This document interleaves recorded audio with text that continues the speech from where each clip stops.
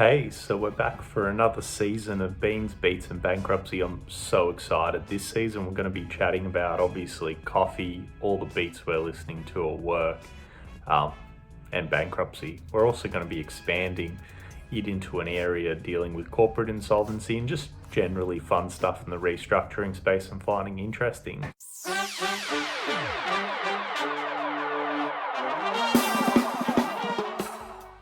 What are we drinking? Today, 7 Miles cold brew mixed with an extra shot in the morning, poured over ice with the ice strained.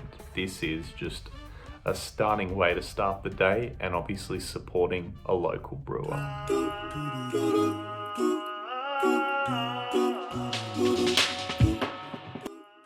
Track for this week's actually Stolen Cars by All Day.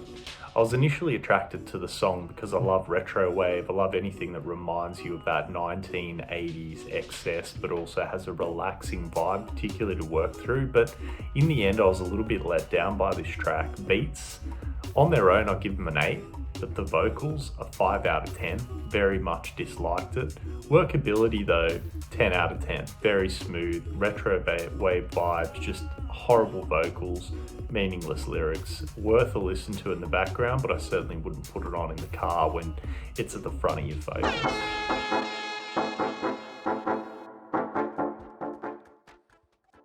So today we're actually going to be talking about the presumption of insolvency, particularly in corporate insolvency matters, or as the Americans like to call it, corporate bankruptcy, though we don't call it that here in Australia. But that being said, the presumption of insolvency can arise in a number of circumstances, but quite simply put under the Corporations Act, if you've got a company that can't pay its debts as and when they fall due, it's immediately deemed to be insolvent. However, proving insolvency can be challenging. So in certain circumstances, like in response to an unsatisfied statutory demand issued by a creditor, a company will be presumed insolvent for the purposes of certain proceedings, particularly winding up proceedings to wind up the company in the federal court or another superior court. And so what makes this a really interesting dilemma is sometimes not every defendant thinks they're insolvent, and it's imperative to them in defending those proceedings, rather than just paying out a creditor or all of their creditors, to actually establish that they're factually insolvent. So today I just wanted to make a mention of a case called In the Matter of Sales Corp Proprietary Limited, 2021 in the New South Wales Supreme Court. It wasn't a particularly interesting decision. However, in that particular case, there was some guidance by the court as to what determines insolvency. And so in this particular instance, the defendant actually alleged a company was solvent because it had $1 million in the account and it wasn't really trading. So outside of a particular creditor, it thought it had a pretty definable issue. However, unfortunately, the court looked at the evidence they were able to provide and said, well, you're actually not insolvent. They couldn't be convinced.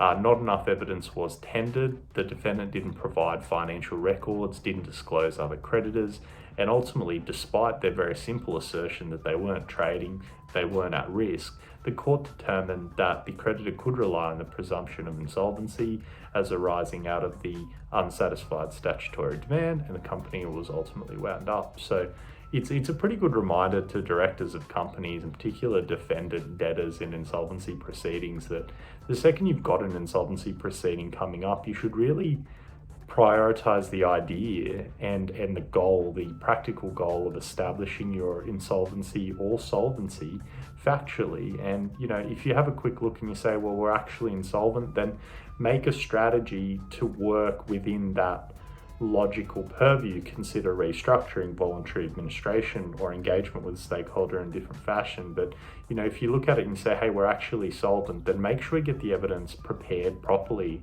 And though it's not always required that you get an independent expert, because solvency is a determination of the court rather than determination by expert opinion, if you're a layperson and you don't have access to good advisors within your current sphere, then getting an independent expert to check it out for you is probably going to be a very vital idea. So keep it front of mind, and if you have any questions, get some advice.